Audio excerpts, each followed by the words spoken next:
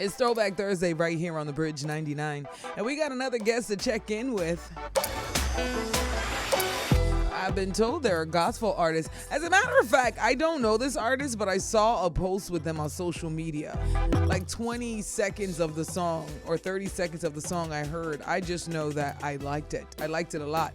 So my producer, I guess, got a hold of him. Is that who we're talking to today, Shannon? Seems so.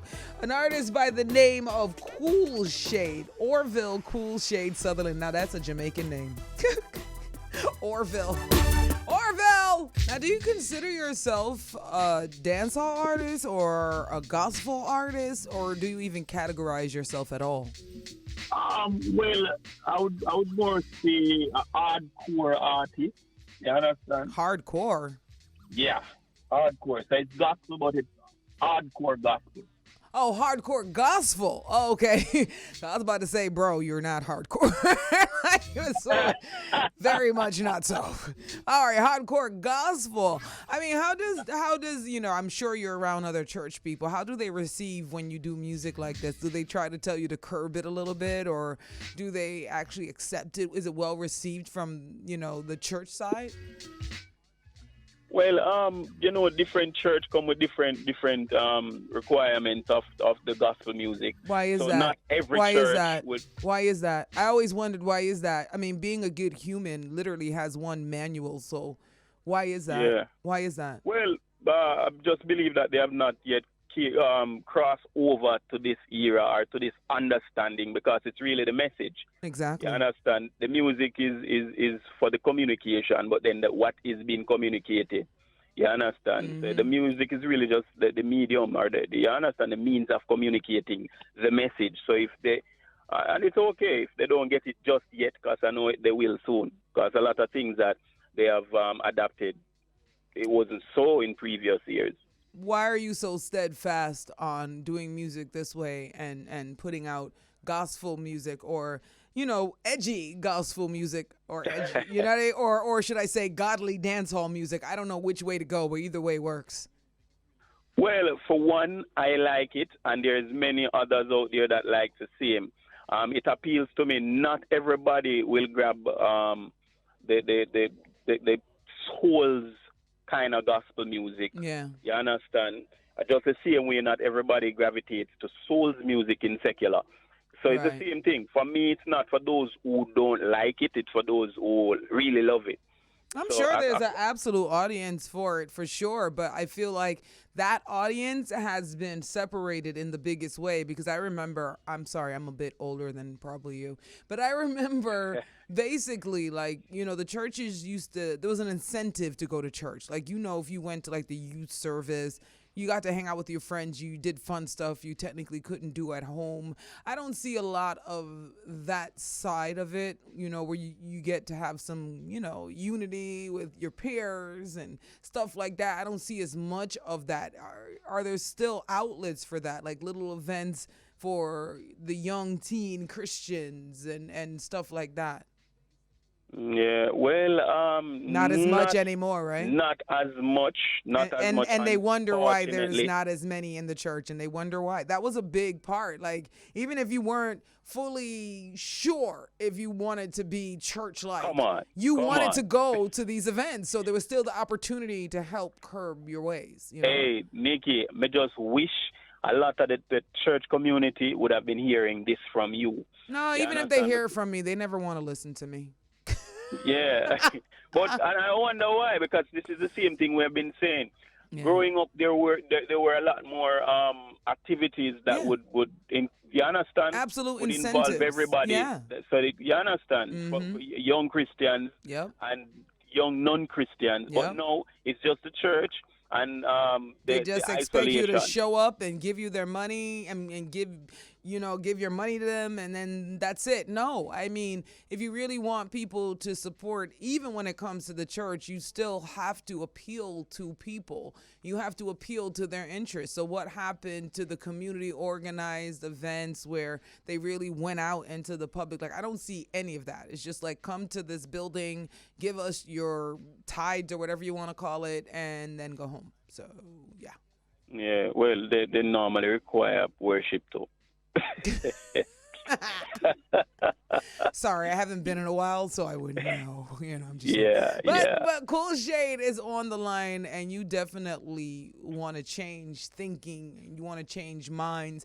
Now, Jamaica, I think it's at this place where it's at a tipping point because a lot of us know the root of Jamaica. We know how people are strong, they're steadfast, they know how to make something out of nothing. It always used to have this sense of community.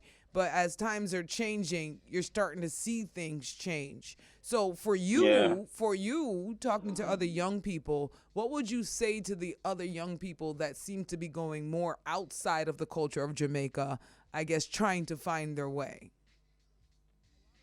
Well, it's a thing. It's a thing because even as you mentioned it, things change, and we really have to accept that things change. Yeah, you understand. And we all, with in terms of Christians and non-Christians, we have the same tendencies. Yeah. However, what we have to do is try to be more on the righteous side, and I don't mean on the church side. I mean on the church. I like how he said that. I know what you mean by that. Yeah, the side of righteousness. Exactly. You understand? Yeah. So we can maintain a certain level of moral standards. You understand? Try to even with the change, try to culture a certain level of decency, certain level of morals within. You understand? Yeah. Next generation coming. Yeah. So and cut some of the old talk that don't apply no more. If you got a woman coming to your church and telling you that her husband is whooping on her, we don't need the church to tell her, well, go and work it out with him and pray on it.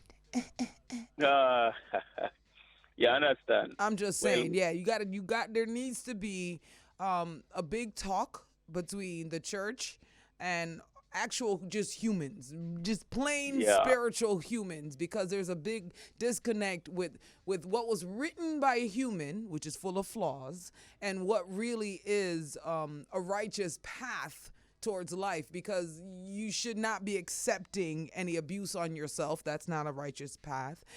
Judgment because somebody decides not to go the way you go. That's not really a righteous path. You know what I mean? So a lot of these things that, people want to pass off as church, it's really not. It's just man-made, flawed rules in my eyesight. You know what I mean? I don't know. And that's a whole side to it. You understand? And it's just a drop in the bucket. Of course. Pertaining to what is really the out bigger there. picture. You understand? But tell me about Camben. Camben. Well, Camben is just really me appealing to people. Like, listen, we could try the righteous way. And if you have this divine thing about righteousness, just keep it righteous. You understand? And all of us, especially as Jamaicans, we would have been exposed to church, and not just church, but righteousness, what is right from what is wrong, and what is as morals from what is immoral. You understand? So I'm saying, irrespective of your stance as a human being, whether you be Christian or non-Christian, we could maintain some righteousness. Yeah, let's be better humans. It's really not as hard. It's not that hard. It's not that hard. You understand? So if you... His name is Coolshade. He's on the line. And this song right here is called Camben. He can't bend. Only good news, Yeah, this is the one I heard on social media right here. This one right here, Camben. Like, I like it. I like the fact that you even ain't afraid to call some names. You up in there calling names. You like, what's up with the fire? What's going on? What's going on? Call you out. I mean, not everybody wants to do that. Why did you decide to take that risk and do that? Well, it's just these guys are persons that I really enjoy the righteous music that they bring. You understand? And what actually inspired this song is really me listening to this song that Da Vinci did, Eye of the Storm. And I was really anticipating the EP that he did, Eye of the Storm, because he was actually promoting the EP with that song. You said it. That You song said is it was a the Eye real- of the Storm.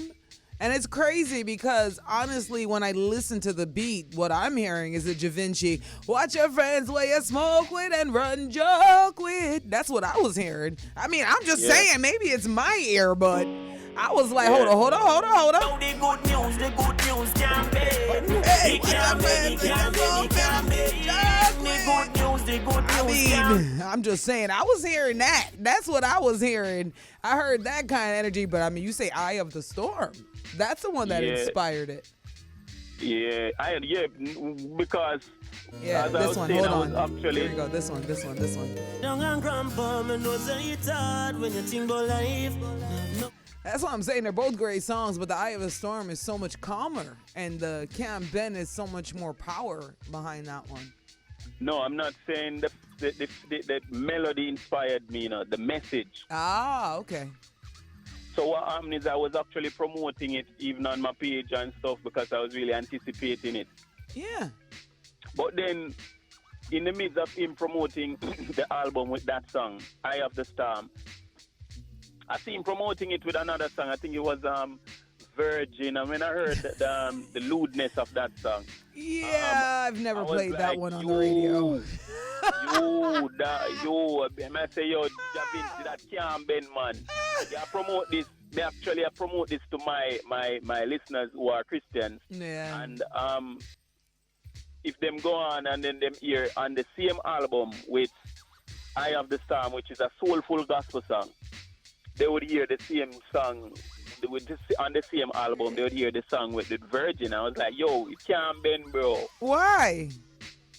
I mean, if a person has a little bit of both in them, if they have that duality, why? Why should they care that somebody might clutch their pearls at it?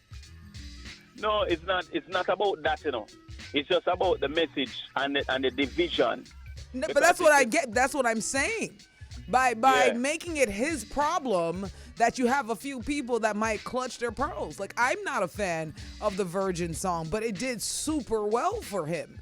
So I don't feel any way that he has Eye of the Storm and Virgin. If I don't like a song, I fast forward. I think sometimes we have this weird thing in us that tells us that we're supposed to direct people how to do things because it might affect this one person or this person or that. But who cares? No. That wasn't where it was coming from. Okay. I am saying it's the same stigma that is attached to Christians. And that is why I said earlier that we have the same tendencies. What do you mean the same stigma to Christians? I don't understand. There are certain expectations that is listed for Christians. Like what? You understand? Give me an example. You're expected to dress a certain way. You're expected to be groomed a certain way. You're expected, all of these high expectations. You're expected to talk this way. And I'm saying... Isn't that about old school Christians, though? Like, new age Christians... I mean, I get it to a point, but I feel like there are Christians out there that show a little cleavage, low-cut suits. They're out there. And I don't tell them they're not Christian. I feel like the older age Christians, the ones that really are causing the problems and the ones that are causing the numbers of people in church to go down, are the ones that are still clutching their pearls to those things. You know what I mean? Yeah. Yeah, but it's for me. It was the old dual. If we can do the righteous thing, I'm saying let us do the righteous thing. That's all. Understand? If we can maintain some morals, especially if we have that grace to send the righteous message, let us do it. Yeah. Because there are persons listening. And that's an energy. That's not about what clothes you wear. That's not about anything like that. That's an energy. You know what I mean? So if you live your life and you're doing good and you're loving and you're sharing spirituality, who cares if you wear butterflies in your hair and dance in the rain? I mean, be a weirdo if you want to. So I get what you're saying. A lot of Christian people feel like you shouldn't talk loud if you're a woman. You should be more obedient if you're a woman. Wear a long skirt all the way down to your ankles. if you're a woman. You know, there's not as many rules for the men, but for women, there's always something. Nikki, you understand? It's just other views. What I'm saying it's always about the righteous message, the righteous encouragement. Exactly. And especially these persons that I look up to. All of the names that I call are persons that I love and look up to. So I'm saying, if you have that energy, like you put it, to release that kind of righteousness, then do it. Yeah, but if they want to put out some naughty stuff too, do that too. I mean, I'm just saying. Yeah, well, that's your view. See, that's what I'm trying to say. And but I get that's not what you're supporting, but welcome to the world. It's balance. Yeah. There is no perfect human. And 9 times out of 10, you're going to find the most Christian of all Christian people and find out that they're probably abusing someone in their house, or they're probably one of the most judgmental people on earth, or just something else off in whatever it is they do. We see it all the while. But the one thing I will definitely agree with you. Right. That doesn't mean that it is right. And it goes for them too. It can't bend. If you're preaching righteousness over here, don't be abusing your wife or whomever else over here. All right. So see, now that we can agree on. That part we can agree on. Yeah. But certain things occasionally you can't bend because the book was written by a human. So, like out of wedlock, if you want to bend it because it don't make you a bad person. And I'm done there. Coolshade, I got. Nikki, I don't want you to be justifying the unrighteousness. Me? I am justifying being human. Be a human person. No, but we have human tendencies. Yeah. And it doesn't mean that it is right.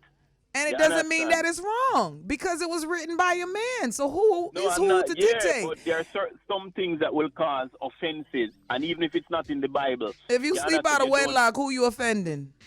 No, your body part alone? No, I'm not. Coolshade, me and you can go back. But I know we're not talking about your song no more. We just talking about being a good human. That's what is at the base of it. If you're not hurting anybody and you know what you're doing and you love yourself, that is the base of being a good human. Take anything else out of it because that right there is a full fundamental part of it. Nothing you do should you wake up and feel like putting pain on somebody else. And it doesn't even matter what somebody did to you. Let it go. Be a human. Live your life. Love. Laugh. Be silly. And dress naughty if you feel like it, because sometimes I want to dress very sexy. Then, Coolshade, man, not to be at you. Goodbye, man. I forgot commercial break, sir. No, it's definitely not a debate. I'll give you the last words. I'll give you the last words, and definitely add your social media in there too. Yeah.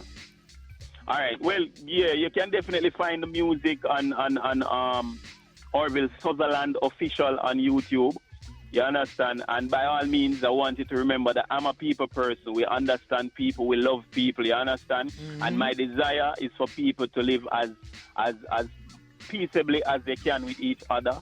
You understand? And of course, as righteous as they can. Not as religious as they can. Not as religious as they can. But as righteous as they can. You understand? Even me. Yes, sir. Don't you dare have sex out of wedlock. We're going to pause for the cause. It's the Bridge 99.